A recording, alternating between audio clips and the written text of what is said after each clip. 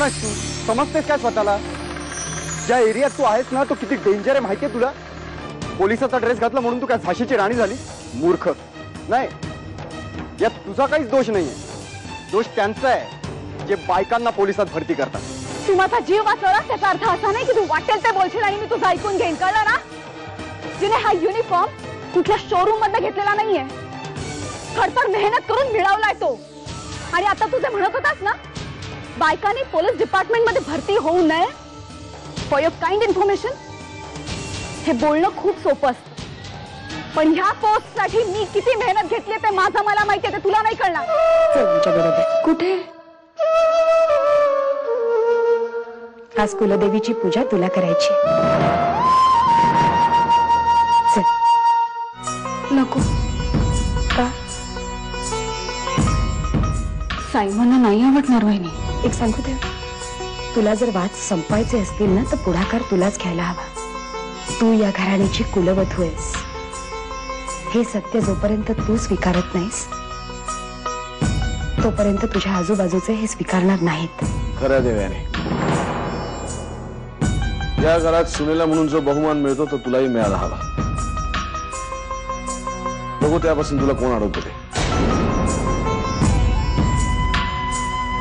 असं एकमेकांवर आरोप करून काही होणार नाही. यातून आपल्या दोघींनाच मार्ग काढायचा. मी तर विचार करून करून थकले माहितीये. तुम्हीच काहीतरी मार्ग सुचवा. तो जर पटणारा असेल ना तर आपण दोघी मिळून प्रयत्न करू.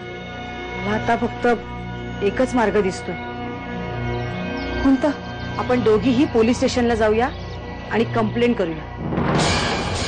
त्याने तुझा विश्वासघात केला म्हणून तू कंप्लेंट कर आणि माझ्या मुलीला फसवलं अशी मी कंप्लेंट करतो.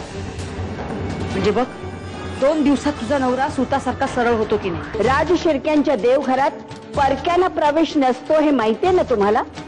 देवयानी परकी नाहीये आणि तिला तिच्या अधिकारापासून वंचित ठेवून फार मोठा अन्याय करताय तुम्ही साईम. एक पाऊल जरी पुढे टाकलत ना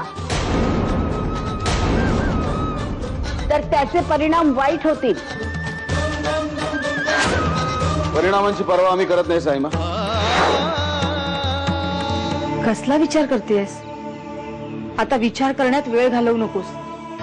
आपल्या दोघींसमोर हा आता एकच मार्ग आहे. हो, हे खरं आहे की मी माझ्या नवऱ्याबरोबर सुखी नाहीये. पण म्हणून मला माझं कुटुंब तुटू द्यायचं नाहीये. कारण जर आम्ही घटस्फोट घेतला तर एखाद्या प्रॉपर्टी सारखी माझ्या मुलीची तिच्या आई वडिलांमध्ये होणारी वाटणी मला मान्य नाही. त्यामुळे ह्या प्रकरणात कायदेशीर मार्ग मला नाही परवडणार. आणि देवाची पूजा करण्यापासून तुम्ही तिला रोखू शकत नाही. मग या घराच्या बाहेर अनेक देवळं आहेत की, जा तिथे. हे राज शिर्क्यांचं देवघर आहे. आम्ही राजे शिर्के आहोत साईमा. विक्रमादित्य राजे शिर्के. देवीची पूजा करणं हा आमचा जन्मसिद्ध अधिकार आहे आणि त्यापासून आम्हाला कोणी अडवू शकत नाही. आणि आम्ही जसे राजे शिर्के आहोत तसेच आमची बायकोही आता राजे शिर्के आहे आणि तिलाही आपल्या कुलदेवतेची पूजा करण्यापासून कोणी अडवू शकत नाही. तुम्ही सुद्धा नाही. सध्या आपल्या पोलीस स्टेशनचा कार्यभार कदम साहेबांकडे, पण लवकरच इथे बहुतेक पोलीस निरीक्षकांची नियुक्ती होईल. भिडे, उद्यापासून तुमच्या पोलीस स्टेशनचा चार्ज सांभाळण्यासाठी एक पोलीस ऑफिसर येणार आहे. त्याचं नाव आहे सिद्धांत मराठे. काय? ते उद्यापासून तुम्हाला त्यांना रिपोर्टिंग करायचं आहे. तेव्हा आजपासून be alert. Yes sir. Yes sir. तू या घराण्याची कुलवधू आहेस. हे सत्य जोपर्यंत तू स्वीकारत नाहीस तोपर्यंत तुझ्या आजूबाजूचे हे स्वीकारणार नाहीत. कुलदेवीची पूजा करणं हा राजे शिर्केंची सून म्हणून तुझाही तेवढा सत्य.